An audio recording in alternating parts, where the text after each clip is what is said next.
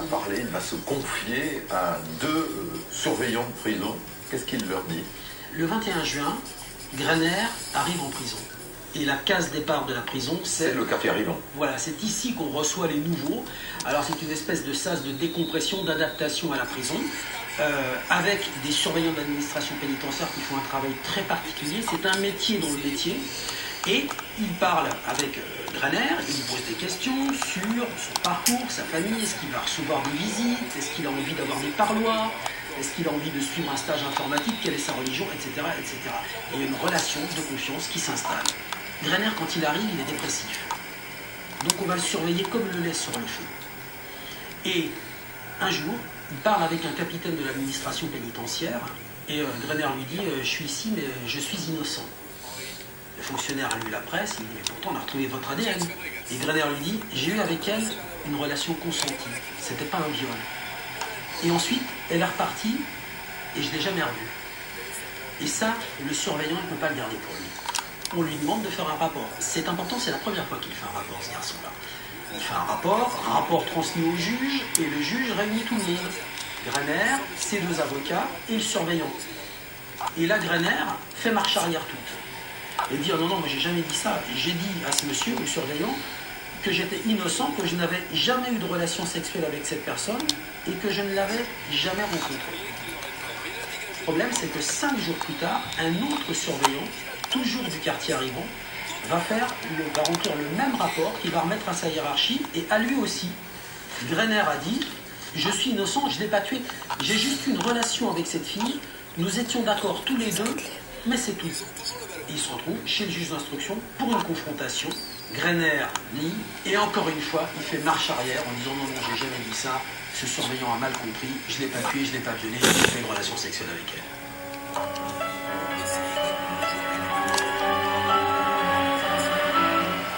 Les policiers continuent d'enquêter sur la vie de Robert Greiner pour étoffer leur dossier. Ils ne vont pas être déçus. Le 6 juillet 2006, 2 semaines après l'arrestation de Greiner, ils reçoivent une lettre anonyme. Cette lettre nous indique qu'il y aurait une personne surnommée Cricri, qu'il faudrait entendre, qui aurait des choses à nous dire et qui aurait subi des sévices de M. Greiner. Cette lettre fait état que M. Greiner serait mêlé à des partouzes qui auraient lieu dans la caserne d'Avignon. Les policiers retrouvent Cricri. Elle s'appelle en réalité Christiane. C'est une femme de 48 ans, handicapée mentale. Cricri connaît bien M. Greiner, est amenée régulièrement à la caserne, où elle rencontre M. Greiner, où elle a des relations sexuelles avec lui, qui sont plus ou moins voulues, mais tout le moins très violentes en tous les cas.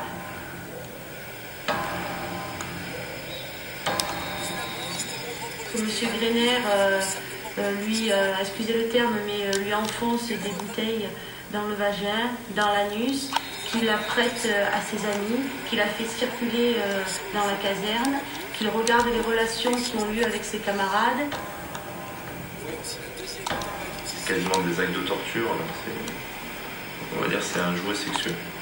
On nous raconte que une fois pareil, elle est passée dans le gymnase et quasiment ils sont tous passés, elle est toute nue et ils ont tous mis une fessée.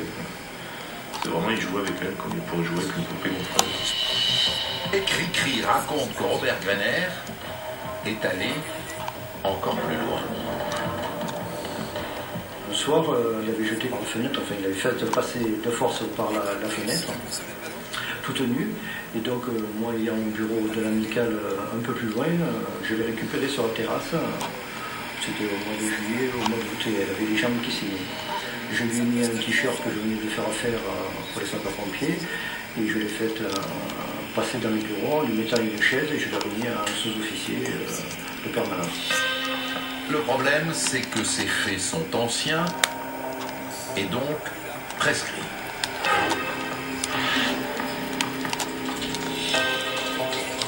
Il faut savoir aussi que la personne prénommée Cricri n'a même pas, elle, conscience du fait qu'elle a été une victime. Elle aimait bien M. Greiner, mais pour elle, elle dit simplement il me faisait l'amour, mais des fois je ne voulais pas, mais il me le faisait quand même. Je crois que Cricri n'a eu même pas conscience en fait qu'elle a été violée à plusieurs reprises.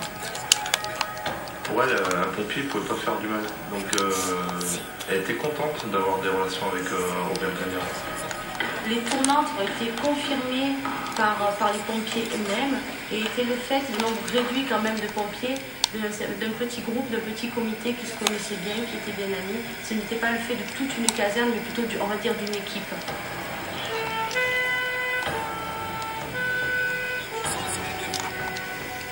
Et Archie était surprise.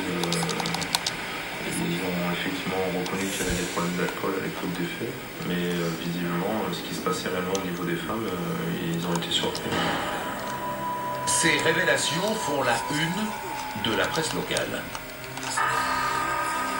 Nous, on décide de sortir ce qui se passait à la caserne. Il y a ce courrier qui arrive, il dit ça, il implique Robert Brenner, ça éclaire sa personnalité à un moment donné, et donc on livre ce... قال شو مسكش جبدني retentissement dans la ville. Ces nouveaux éléments ويلي donnent encore un éclairage nouveau sur le dossier, ويلي qui montrent en fait la violence que peut avoir M. Brenner par rapport au sexe, par rapport à l'alcool aussi, parce qu'il faut savoir que toutes ces relations un peu violentes et sexuelles qui ont lieu à la caserne sont faites sous de l'alcool. Et cette violence nous laisse penser en fait que M. Brenner a pu commettre les faits qui lui sont reprochés. Et ils sont à rapprocher notamment de la violence qui a été commise sur la personne de Boucher.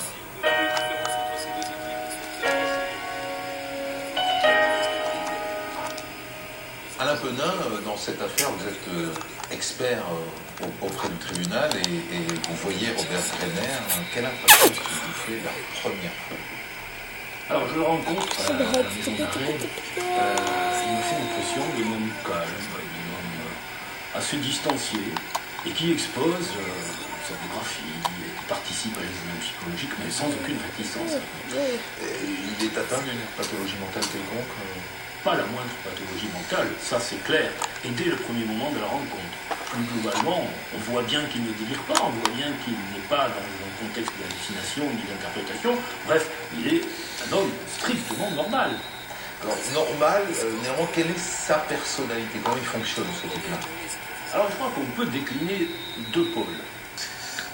Il y a un premier pôle qui est un pôle nettement explosif. D'ailleurs, il le dit lui-même, il va dire de lui qu'il est un homme soupolé. Et puis, il y a un pôle très nettement séducteur. Lorsque je l'observe pour la première fois, il est en détention, je vous l'ai dit, mais il est porteur d'une veste en jean, ses cheveux gris sont bien soignés, et évidemment, il fait attention à l'impression qu'il procure sur autrui. Et ça, il confirme lui-même, en indiquant qu'il est un sujet séducteur, il ne s'en cache pas. Et quand on se met à parler des faits? Alors, lorsqu'on parle des faits, alors il commence évidemment par nier fermement, avec constance, en indiquant je n'attends qu'une chose, c'est que la vérité éclate. Bref, il se situe sur le terrain de la totale négation. Et puis, alors moi je ne me suis pas chargé de l'enquête, naturellement, mais j'essaye un petit peu de savoir comment il peut réagir à propos des accusations qui sont formulées contre lui. Et là, il va me paraître très peu convaincant. Parce qu'il va me dire, par exemple, bah vous savez, moi, je ne me rappelle même pas ce qui s'est passé la semaine dernière. Comment voulez-vous que je me souvienne de ce qui s'est passé il y a 10 ans? Et après, lorsque je lui dis, mais vous savez, M. Brenner, on a quand même trouvé de l'ADN dans le corps de la victime et qui vous correspond. Alors là, venir un peu détaché, il m'a dit, mais vous savez, moi je suis pompier, moi l'ADN elle traîne partout, dans les chambres, dans les bois, dans les forêts. Donc voilà, ça c'est une manière un petit peu distanciée et extrêmement bizarre de décliner sa version des faits. Et alors, je lui demandais de façon plus précise, mais M. Brenner, on vous accuse du viol d'une jeune fille. Et là, il va me répondre quelque chose d'extrêmement surprenant. Il va me dire, je ne sais pas si j'ai couché avec elle, ça je m'en souviens pas. Mais ce dont je suis sûr, c'est que je ne l'ai pas tuée.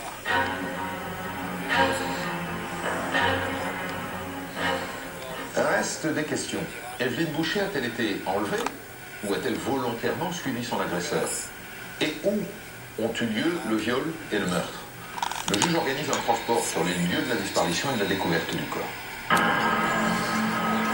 mars 2007, près de 20 ans après la mort d'Evelyne Boucher, tout le monde se retrouve à Villeneuve-les-Avignon. Ça va se dérouler dans un climat un petit peu tendu et le juge avec des parties civiles. On refait le parcours au cheminement qu'a fait Evelyne dans le lotissement.